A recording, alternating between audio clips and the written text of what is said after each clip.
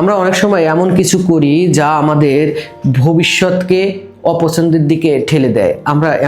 আমরা এমন অনেক কিছুই করি যা আমাদের স্বাভাবিকভাবে পছন্দ নয়, শুধু অন্যের চোখে ভালো লাগার জন্য। কিন্তু সত্যিকারের সুখ তখনই আসে যখন আমরা নিজের মতো করে বাঁচি। আপনার যদি মুরগির ঝোল অথবা সাদা ভাত ভালো লাগে, তাহলে সেটাই খান। গার্লফ্রেন্ড বা বয়ফ্রেন্ডকে স্মার্ট দেখানোর জন্য আপনার চাইনিজ অর্ডার করার কোনো দরকার নেই। আবার যদি ক্যাপাচিনোর আপনার পছন্দ না হয়, তাহলে জোর করে সেটা খাবেন কেন? আপনার টঙের দোকানে গিয়ে দুধ চা খান, মন ভরে সেটার ছবি ফেসবুকে আপলোড দিন।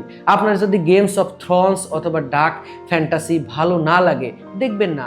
আর্ট ফিল্ম যদি বিরক্ত তৈরি করে, সেগুলো এড়িয়ে চলুন। আপনার জীবন আপনার পছন্দ।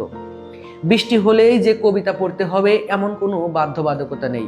বৃষ্টির দিনে কাঁথা মুড়ি দিয়ে ঘুমানো কম আনন্দের নয়। স্টাইল এবং টাইট ফিটিং পোশাক যদি আপনি আরাম বোধ না করেন, তাহলে সেগুলো এড়িয়ে ঢিলেঢালা পোশাক পরুন। আপনার জামা কাপড় বা স্টাইল আপনাকে যারা বিচার করবে, তাদের সঙ্গ এড়িয়ে চলুন। অন্যের চোখে ড্যানিশ হওয়ার চাপে নিজের স্বাভাবিকতা হারানো মানেই নিজের বিপদ নিজেই ডেকে আনা এবং নিজের ভালো লাগার কবর দেওয়া। যদি কোনো নির্দিষ্ট পছন্দ বা স্টাইল না থাকে, যদি কোনো বন্ধু সার্কেল না থাকে, আপনার অপ্রয়োজনীয়তা যদি আপনার প্রয়োজন হয়ে ওঠে, তাহলে আপনার জীবন বিষিয়ে উঠবে, অন্যের সুখে আপনি কাতর হয়ে যাবেন। সেখান থেকে বেরিয়ে আসুন। ক্যাপাচিনো খেতে হবে, গেমস অফ থ্রোনস দেখতেই হবে, তারপর আপনার নিজের টেস্টকে বদলাতে হবে। এই ধরনের সার্কেল থেকে মানিয়ে নেওয়ার চেষ্টা করতে করতে ক্লান্ত হওয়া থেকে নিজেকে বেরিয়ে আনুন।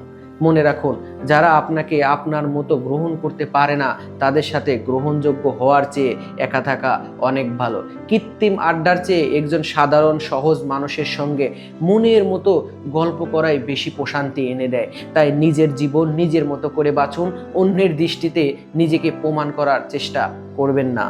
ধন্যবাদ।